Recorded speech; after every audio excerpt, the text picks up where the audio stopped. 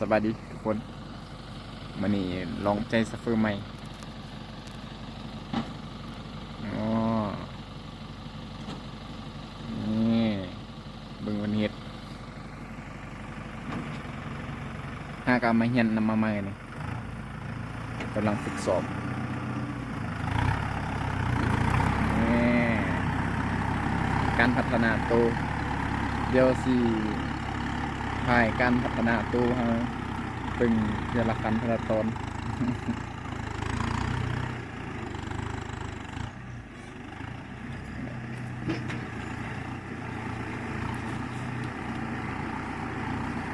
เล็งนะแม่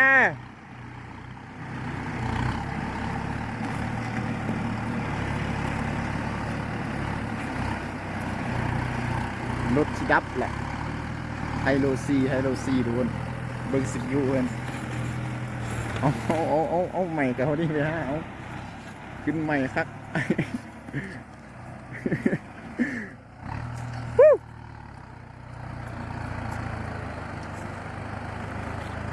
เล่งนะแม่รถนะดับ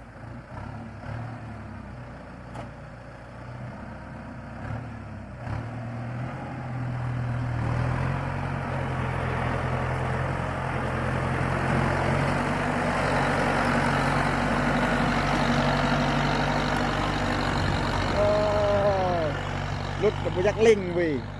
มาให้หอนปึงเห็ดขึ้นเป็นสกิลเด้อเป็นสกิลเด้อ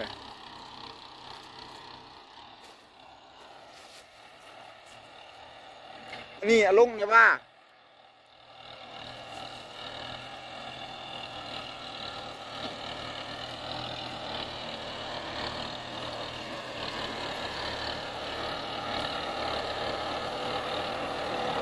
ลงในซุปนะ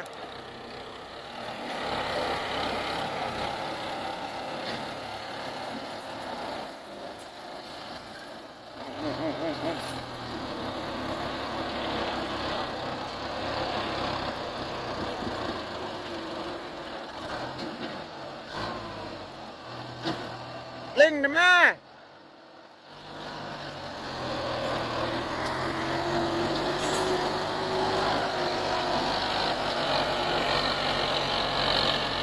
เก่งแห้งเลยว่า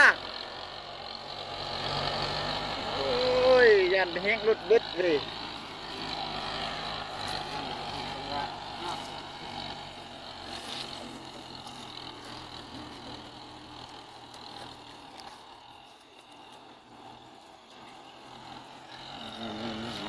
มาแล้ว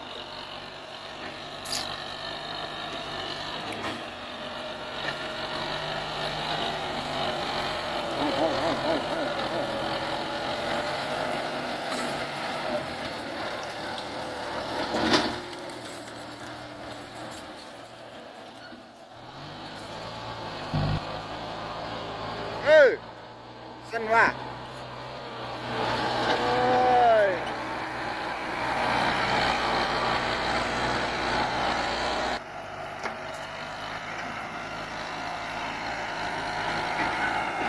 นี่ขึ้นใจก็เลยลิงขึ้นใจแล้วโอ้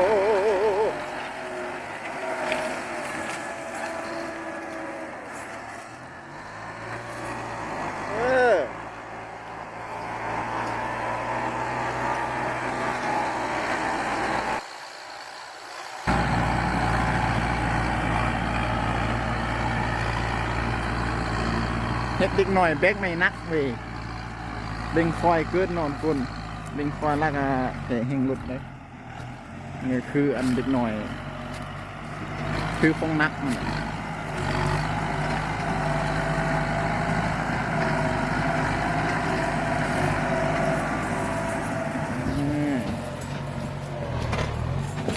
ดึงเห็ดห้างคาดแท้